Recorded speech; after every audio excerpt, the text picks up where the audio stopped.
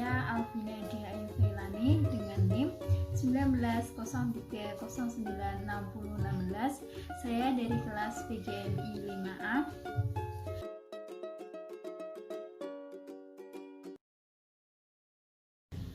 Assalamualaikum warahmatullahi wabarakatuh. Waalaikumsalam warahmatullahi wabarakatuh. Selamat pagi semuanya. Bagaimana kabarnya? Baik, Bu. Alhamdulillah semuanya baik ya.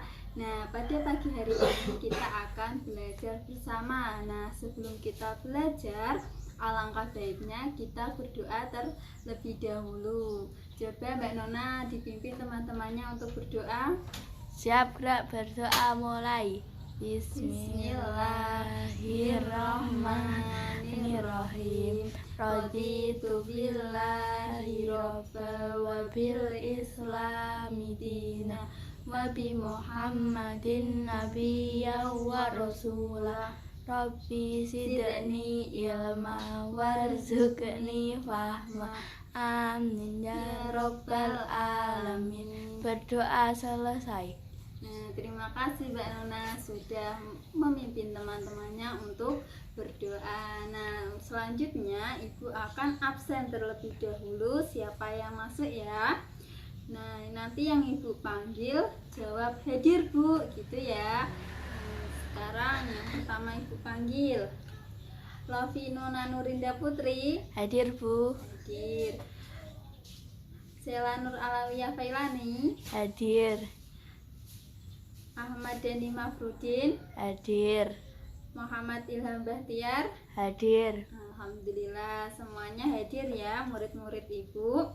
Nah, pada pagi hari ini kita akan belajar tentang perpindahan kalor. Nah, kita akan belajar tentang perpindahan kalor. Nah, tujuan pembelajarannya diharapkan siswa-siswa Ibu, murid-murid Ibu bisa menjelaskan pengertian perpindahan kalor dengan benar. Kemudian siswa-siswa Ibu mampu memahami macam-macam perpindahan kalor yang ada di kehidupan sekitar dengan baik. Kemudian kita lanjutkan ke materinya. Nah, di sini ada menu. Nah, menu ini sudah Ibu siapkan untuk kita habiskan pada pembelajaran pagi hari ini. Yang pertama ada materi, kuis, dan kesimpulan. Nah, sebelum kita masuk ke menu yang pertama, Ibu pengen tanya dulu, apakah murid-murid Ibu tahu mengapa ya matahari yang jauh di sana bisa terasa panasnya sampai ke bumi? Ada yang tahu? Tidak tahu, Bu. Kenapa ya, Bu? Nah, belum tahu ya. Nah, itu yang akan kita pelajari pada pagi hari ini, yaitu tentang perpindahan kalor. Nah, kita langsung saja masuk menu yang pertama, yaitu apa Mbak Nona? Materi. Oke, kita masuk materi. Nah, materinya yaitu tentang perpindahan kalor. Nah, kalor ini biasanya disebut dengan panas. Nah, panas itu energi yang dapat berpindah dari satu benda ke benda yang lain. Nah, mengapa bisa berpindah? Hal ini dikarenakan adanya perbedaan suhu. Nah, untuk kita selanjutnya next. Nah, perpindahan kalor. Nah, coba Mbak Nona bisa dibacakan PowerPoint-nya. Jika suatu zat menyerap kalor, maka suhu akan naik. Jika suatu zat melepas kalor, maka suhu akan turun. Nah, terima kasih Mbak Nona. Nah, ini artinya ketika benda menyerap kalor atau panas, maka suhunya akan naik. Nah, di sini digambarkan ketika benda menyerap kalor atau panas, maka warnanya merah dan naik. Suhunya naik berarti panas. Kemudian jika zat melepaskan kalor, maka suhunya akan turun.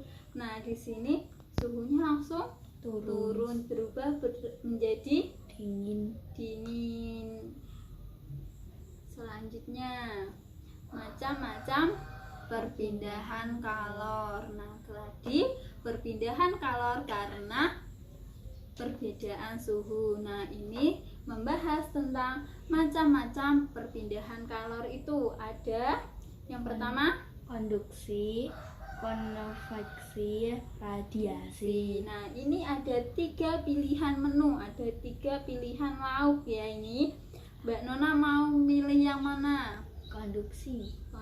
Konduksi dulu kita pilih. Nah, konduksi. Nah, pengertiannya apa? Pengertian dari konduksi adalah perpindahan panas tanpa disertai zat perantara.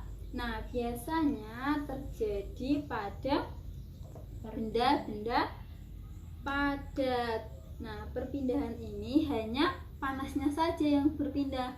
Nah, zat perantaranya tidak ikut berpindah. Contohnya apa? Coba dibacakan Mbak Nona. Ketika kita membakar ujung besi, maka panas akan berpindah ke dari ujung ke ujung. Contoh peristiwa konduksi: setrika pengajukan kopi menggunakan logam. Nah, iya. Ini dijelaskan juga di gambar. Nah, ketika kita ibaratkan ini apa? Lilin ya. Kita punya lilin, kemudian kita punya besi, entah itu sendok atau besi yang lain. Kita panaskan ujungnya. Nah, pertama yang terkena api kan hanya satu ujung. Nah, lama-kelamaan panasnya atau kalornya berpindah ke ujung yang di dekat tangan. Nah, panasnya berpindah ya, jadi tangannya ikut merasakan panas atau hangat-hangat gitu ya. Padahal yang dibakar cuman ujung sini, tapi kita bisa merasakan panasnya. Nah, itu kalau konduksi. Nah, kita kembali ke menu yang lain. Yang selanjutnya mau yang mana Mbak Nona? Konveksi. Konveksi. Kita pencet konveksi. Nah, konveksi ini yaitu perpindahan panas yang disertai zat perantara. Nah, biasanya terjadi pada benda gas dan benda cair. Contohnya, yang pertama, ketika kita memanaskan air, maka energi panas dari api berpindah ke air, dan air ikut berpindah dari suhu yang tinggi ke suhu rendah. Nah, kemudian yang kedua ada asap cerobong pabrik, ada angin darat dan angin laut, dan ada balon udara. Nah, ini ada gambar yang menjelaskan konveksi. Nah, ketika api dari kompor mulai menyentuh apa ini? Panci. Nah, di dalam panci ada air. Ketika api mulai menyalurkan atau mulai berpindah dari api ke air, nah air ini ikut berpindah. Nah, kan konveksi disertai perpindahan zat perantara. Air ini yang mulanya di bawah bersuhu netral, kemudian terkena panas menjadi naik suhunya, maka akan naik ke atas. Kemudian air yang di atas akan berpindah turun. Jadi mengakibatkan gelembung-gelembung ketika air mendidih. Selanjutnya, yang terakhir ada radiasi. Nah, radiasi adalah perpindahan panas tanpa memerlukan zat perantara. Nah, kalau tadi konveksi konduksi itu perlu zat perantara, kalau radiasi ini tanpa perantara. Contoh peristiwanya apa? Coba Mbak Nona. Kita terasa hangat ketika dekat dengan api unggun. Panas matahari sampai ke bumi, meneteskan telur dengan lampu. Nah, berarti pertanyaan Ibu yang pertama tadi kenapa matahari bisa sampai ke bumi? Nah, itu karena adanya perpindahan kalor secara radiasi. Benar sekali. Nah, ini ada ilustrasinya juga, ada gambarnya. Ini api unggun. Nah, ketika kita dekat dengan api unggun, kita akan merasakan panasnya atau akan terasa hangat. Padahal kita tidak menyentuh apinya, tapi kita bisa merasakan panasnya karena ada radiasi. Nah, itu tadi menu materi sudah habis. Sekarang kita masuk menu yang kedua, yaitu kuis. Ayo kita coba kuisnya. Nah, anak-anak silahkan siapkan pulpen, siapkan kertas. Nah, nanti ibu bacakan kuisnya, nanti ditulis jawabannya apa. Jika nomor 1A ditulis A, jika nomor 1B ditulis B, jika C ditulis C ya. Sudah paham? Sudah. Nah, untuk kuis yang pertama, di bawah ini yang tidak termasuk contoh perpindahan panas secara radiasi adalah titik-titik. A. Badan yang merasakan hangat di sekitar api unggun yang menyala. B. Cahaya matahari sampai ke bumi. C. Air panas yang mendidih. Nah, silahkan ditulis jawabannya. Bu, hitung sampai 5 ya. 1, 2, 3, 4, 5. Nah, kita lanjutkan ke soal berikutnya. Yang nomor 2, aluminium biasanya digunakan sebagai alat bahan untuk membuat peralatan dapur seperti panci, dikarenakan titik-titik. A. Isolator yang baik. B. Benda yang berat. C. Konduktor yang baik. Ayo ditulis jawabannya. 1, 2, 3, 4, 5. Nah, kita lanjut lagi ke soal berikutnya. Setrika termasuk peralatan yang memanfaatkan jenis perpindahan panas secara titik-titik. A. Konduksi. B. Konveksi. C. Radiasi. Nah, silahkan dituliskan jawabannya. Sudah? Nah, kita lanjutkan. Yang keempat, panas dapat berpindah dari titik-titik benda bersuhu rendah ke benda bersuhu tinggi. B. Benda bersuhu tinggi ke benda bersuhu rendah. C. Benda bersuhu rendah ke benda bersuhu minus. 1, 2, 3, 4, 5. Sudah? Sudah. Kita lanjutkan ke soal yang terakhir. Para nelayan pergi ke laut pada malam hari. Nah, alasan mengapa pergi malam hari terjadi apa? Titik-titik. A. Perpindahan panas yang menyebabkan angin bertiup dari darat ke laut. B. Perpindahan panas yang menyebabkan angin bertiup dari laut ke darat. Dan C. Perpindahan panas yang menyebabkan angin di laut menjadi tenang. Silahkan ditulis jawaban yang terakhir. Sudah? Nah, sudah ya. Silahkan kita cocokkan, kita nilai jawabannya.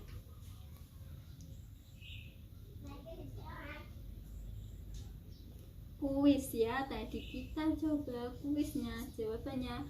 Yang pertama, di bawah ini yang tidak termasuk perpindahan panas secara radiasi. Coba Mbak Nona, jawabannya apa tadi? C. Kita pilih C. Apakah benar? Wah, benar, ternyata ada jempolnya, berarti benar. Soal yang kedua, aluminium biasanya digunakan sebagai bahan untuk membuat peralatan dapur seperti panci dikarenakan apa jawabannya? C. Konduktor yang baik. Apa ya? Benar apa salah? Wah, benar, jempol lagi. Coba Mas Tiar, jawabannya apa? Wah, jawabannya B ya Mas Tiar ya. Coba kita lihat, kalau B jawabannya benar apa salah? Nah, emot nangis. Kalau nangis berarti apa? Salah. Berarti yang benar tadi C. Kita lanjutkan yang ketiga. Setrika termasuk peralatan yang memanfaatkan jenis perpindahan secara apa jawabannya? A. A. Ada yang lain? Ada yang B? Ada yang jawab B? Kita coba satu persatu. A. Coba kita jawab A. Wah, ternyata benar A. Jempol. Tadi ada yang jawab B?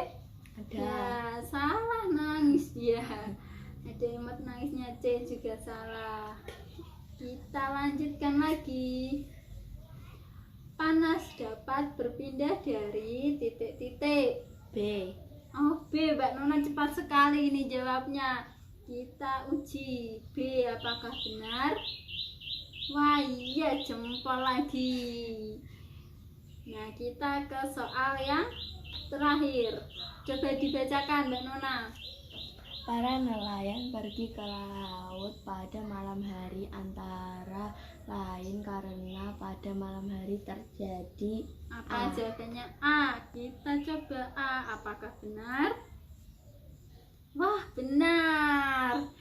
Yang kedua ada yang B, ada yang jawab B. Kita coba. Ya, salah. Nah, itu ya berarti jawabannya A. Sekarang dinilai yang benar semua, dinilai 100. Jika ada yang salah satu maka 80, salah 2 berarti 60, salah 3 berarti 40. Nah, coba dinilai. Mbak Nona dapat berapa? 100. Wah, 100 ya. Nah, sekarang kita lanjutkan. Kita lanjut ke simpulan ya. Tadi di menunya ada simpulan. Nah, apa yang anak-anak ibu atau siswa-siswa ibu yang sudah pelajari pada pagi hari ini? Coba sampaikan. Siapa yang mau menyampaikan? Saya, Bu. Nah, coba sampaikan apa saja. Perpindahan kalor adalah energi yang dapat berpindah dari satu benda ke benda lain karena perbedaan suhu. Perpindahan kalor terjadi karena perbedaan suhu. Macam-macam perpindahan kalor. 1. Konduksi. Perpindahan kalor tanpa disertai perpindahan zat perantara. Contohnya setrika, sendok pengaduk kopi. 2. Konveksi. Perpindahan kalor disertai perpindahan zat perantara. Contohnya balon udara, asap cerobong. Ya. 3. Radiasi. Perpindahan kalor tanpa zat perantara. Contohnya api unggun. Nah, bagus sekali ya, itu materi yang sudah kita pelajari pada pagi hari ini. Ada yang ingin ditanyakan? Tidak. Tidak ya, sudah jelas. Nah, baik, pada pagi hari ini kita cukupkan. Karena kita masih keadaan pandemi, jadi masih harus menjaga protokol kesehatan, selalu memakai masker dan cuci tangan ya. Nah, pada akhir dari pembelajaran pagi hari ini, Ibu akan tutup dengan membaca hamdalah. Ayo bersama-sama kita membaca hamdalah. Alhamdulillahirabbil alamin. Nah, berarti kita akan akhiri dan kita akan bertemu lagi di minggu depan, masih belajar tentang perpindahan kalor. Ibu akhiri ya. Wassalamualaikum warahmatullahi wabarakatuh. Waalaikumsalam warahmatullahi wabarakatuh.